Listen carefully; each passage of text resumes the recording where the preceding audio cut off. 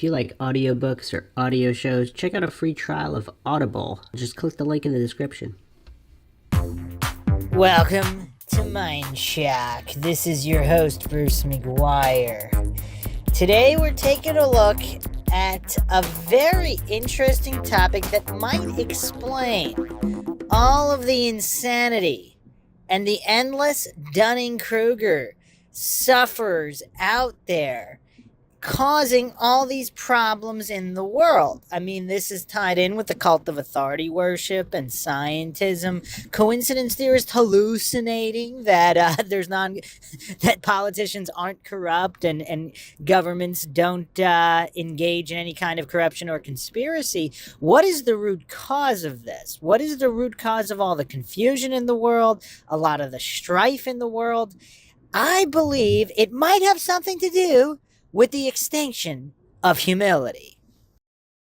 Now, the ancient Greeks warned mankind of hubris. The pride cometh before the fall. I mean, these are basic lessons that children can understand, and yet most adults walking around today, particularly in the Western world and America, cannot. And it's quite a fascinating topic that might explain quite a lot as well. As always, if you enjoy the podcast, find it informative and interesting as well as entertaining, you can donate to our PayPal. Help support the spread of logic and reason in a world where it is quickly becoming extinct. You can donate to our PayPal. Just check the link in the description. Make sure you subscribe to the channel. Hit that bell for notifications. You could also become a YouTube member. Support the channel that way for access to exclusive streams and chats. Like and share the podcast, Twitter, Facebook, Reddit, and Patreon. Patrons do get priority for case, topic, logical analysis, co-podcast, or requests. You can also be a guest on the podcast, depending on your tier. Questions, comments, theories, thoughts, suggestions, rebuttals, debunkings of any kind, just leave them in the comments section. So it's pinpointing the exact origin of this lack of understanding about hubris and excessive pride. Because the average adult walking around today, they actually think they know stuff.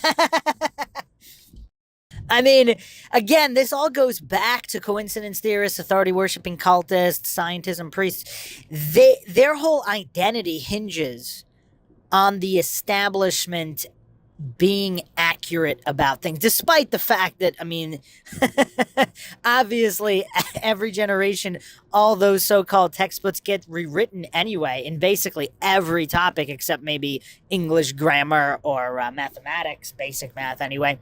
Pretty much every other topic, it doesn't stay the same. So what someone learned decades ago is no longer applicable. Either it was completely inaccurate or it was just so vastly incomplete that it's rendered basically useless. And yet these gullible goofs continue to hallucinate that the string pullers who author these so-called government texts, these Rockefeller Rothschild textbooks, the powers that be textbooks, they continue to hallucinate that they're legitimate. Now, again, let's not fall for black and white logical fallacies. I'm not saying 100% of everything in those books is false. That's not what I'm saying at all. I'm just saying that it's empirically verifiable just by looking through old textbooks from decades ago that this hallucination that these scientism priests have the monopoly on truth in any way, I mean, it's just so silly. But as one ages, particularly again in Western society, the ego is indulged to such a degree, and the lack of knowledge about psychology, at least when applied to oneself, really seems to be a big issue. Because how many adults, a child, they kind of know they don't really know a lot, so a child can learn things really fast. Now, again, a lot of what they're learning might not be true, but the ability to learn, the ability's there. Whereas a so-called functioning adult, their ego is so stratospheric that the average person is walking around with so many narcissistic traits. Now, I'm not saying they're going to be clinically diagnosed as a narcissist with a narcissist disorder or anything like that. Let's not get into those semantics and etymological logical fallacies. Let's just stick with the general traits of narcissism, self-absorption, egocentrical traits. where the average adult walking around, their ego has them on such short strings, they can't even consider the possibility that they're wrong about most of their beliefs. Now, obviously, certain things, they might consider that, but the average person's probably walking around with 99% or so false information in their brain, but their ego has them on such short strings, they'll never know that. They'll never even honestly, objectively, neutrally investigate. They're never going to be scientifically skeptical about what they see on the idiot box. They just take it on blind faith from the corrupt profiteers. So this is an issue because, again, and even I talk about collective narcissism of society as a whole, as if the society is just so great that they're not mistaken, while chastising ancient societies as if saying, oh, they were superstitious, it's all nonsense, whatever, when they could have been vastly more advanced than we are in our current society. But hubris prevents that examination. Again, the pride cometh before the fall. The average adult is a pretty clueless goof. I mean, let's not beat around the bush here. That's what makes them average. If they're not a clueless goof, then they're not average. Again, the MINDSHOCK listeners tend to be a pretty logical bunch, so obviously I'm not talking about them, although there is a select group that, I don't know, their so-called haters are confused fans. They keep listening to the MINDSHOCK podcast while sputtering triggered ramblings in the comment section about how they didn't understand anything, proving it with each post and being so triggered. But that's typical coincidence theorist behavior. But anyway, the average person clearly does not have a good idea of what is going on in the world. And again, their ego has blinded them. What happened to humility? Now, if you approach every situation and every topic as if your current position is completely false, you might learn something. Now, here's the benefit of doing this, because you might also be right, but you'll never really know if you're right unless you're open to being wrong. So when you go into every situation, assuming you're wrong. We're not saying that. I'm not saying that's logical or anything. I'm just saying from a humility point of view, you come in with a lot of humility as if you know nothing. And then you look at the information, and if you do it logically, objectively, and neutrally, you might find out that you actually were correct about a certain belief system, or whatever belief you might have had about something, a preconception, whatever. But the only way to do that is to come at it from humility, or you'll see, oh, you were wrong about it. And that's what's so useful about logical fallacies. I mean, logical fallacies continue to trigger all these goofs out there. They get so triggered by the very mention of logical fallacy, which is, of course, logical fallacies are what makes sure we are adhering to principles of validity. I mean, that's just the basic definition. They're empirically verifiable. So this lack of humility has caused all of these so-called adults to just be such egocentric goofs. You can see the way anybody discusses anything on social media on any side of any issue. I mean, just about everybody. Again, I don't want to fall for any hasty generalization, logical fallacies, or false dichotomies. A lot of people, I would say the vast majority, they're not there to actually learn something. They're there to argue the point in favor of their own belief, to validate their own identity in connection to that belief. Truth be damned, they don't really care about the truth. And again, their ego has them on such short strings, they can't even honestly take a look at themselves and realize that that's what's going on. If they did, they would actually learn something. They would gain a lot of intelligence.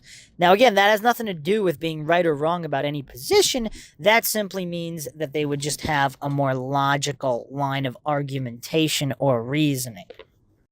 So is it a coincidence that all these societies that valued wisdom, like the ancient Greece, the ancient Chinese, there was a lot of emphasis placed on hubris, how it works, not to be egotistical, consider that you're wrong, etc., respect for the ancestors, those that came before.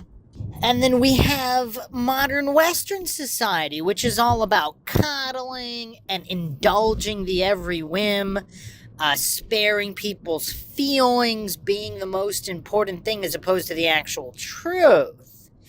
And what is a result of that? Are we now seeing the decline of Western civilization? Because in the past generation or so, all of this emphasis has been placed on feelings, on the hallucination that all opinions are equally valid. An equal right to an opinion doesn't mean that all opinions are equally informed or equally valid, or were come to by logic and reason. So, and again, you can see the reaction. I mean, even obviously name calling is ad hom, but just the nature of it. If someone's called an idiot, the knee-jerk reaction due to ego and all these other things, it's either being triggered or saying, talking to the person about name calling. Like, let's say someone made a well-reasoned argument, so it wasn't an ad hom. So they made a well-reasoned argument, cited all the evidence, great argument, and then said, that's that idiot. They only focus, the person that they're talking to will only focus on the idiot because they're so triggered, they can't even logically and objectively examine the whole argument or consider the possibility that maybe they are an idiot. They were never able to even consider that possibility, and that's the real issue here, the hubris. Because how many people out there would not consider themselves an idiot, and they are an idiot?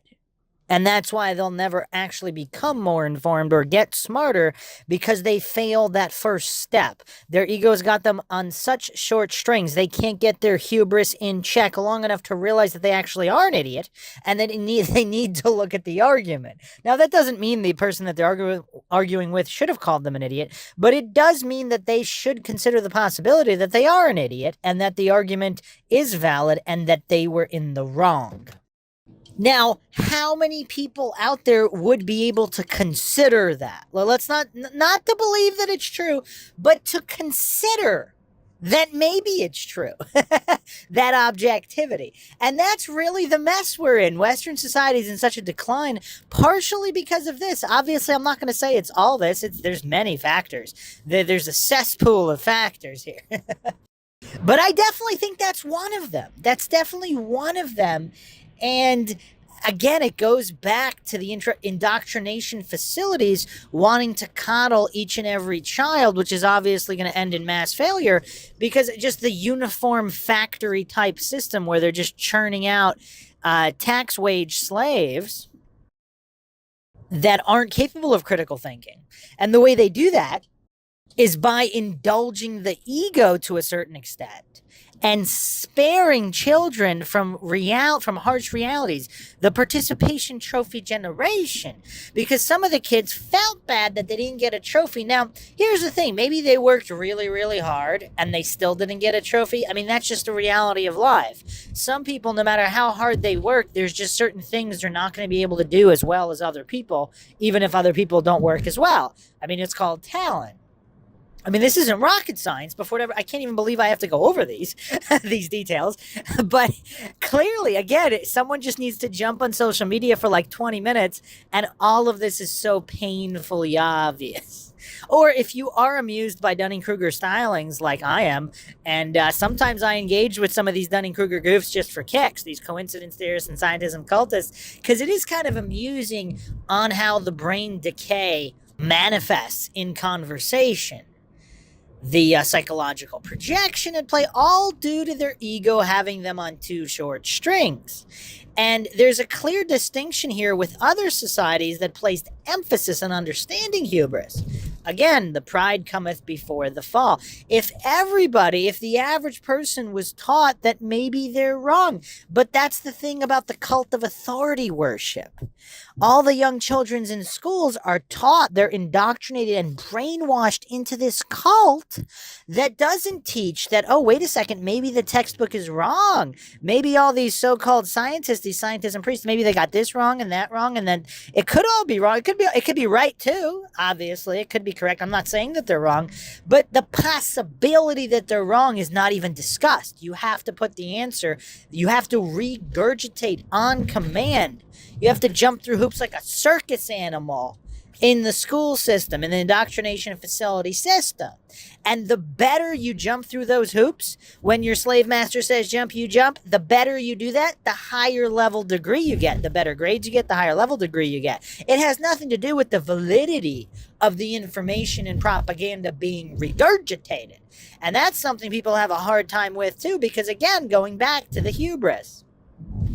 So all of these young children are brainwashed and indoctrinated into this cult of authority worship, where they don't consider the possibility that the cult, the scientists and priests, what they're preaching might not be true.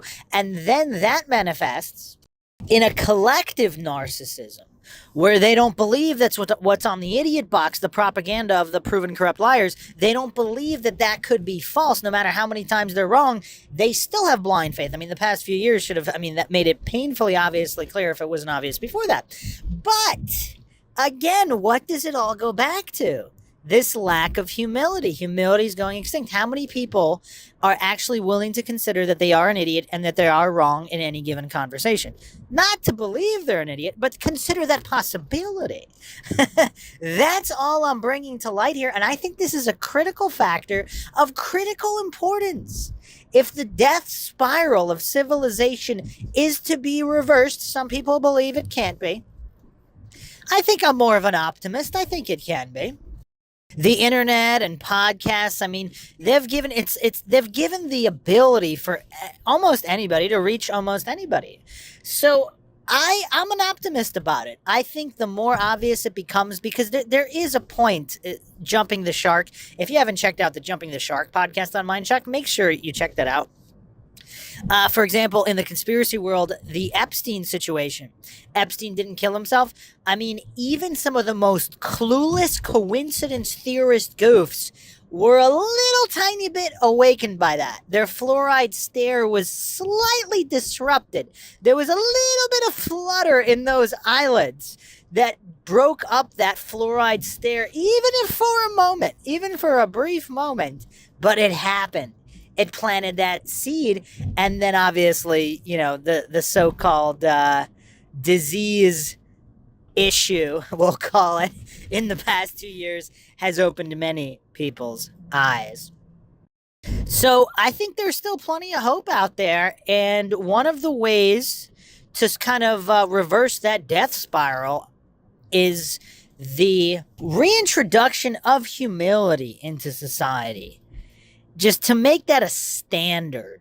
Because if everybody considered the possibility that they're wrong about everything all the time and that they are an idiot, all of a sudden that would pave the way for them not being an idiot, because then they would be able to learn logic and reason and realize how they were wrong. And that's something I don't think can be understated at this point in the history of humanity. So that's it for now. I hope you guys found another edition of MINDSHOCK interesting and informative. You can donate to our PayPal. Help us spread logic and reason to a world where it is quickly becoming extinct. Check the link in the description. Donate to our PayPal. Like and share the podcast, Twitter, Facebook, Reddit, Patreon. Patrons do get priority for case topic, logical analysis, co-podcast, or requests. You can also be a guest in the podcast depending on your tier. You can also become a YouTube member right here on YouTube. Help support the channel that way. And questions, comments, theories, thoughts, suggestions, rebuttals, debunkings of any kind, leave them in the comment section. This is Bruce McGuire signing off. Catch you guys next time.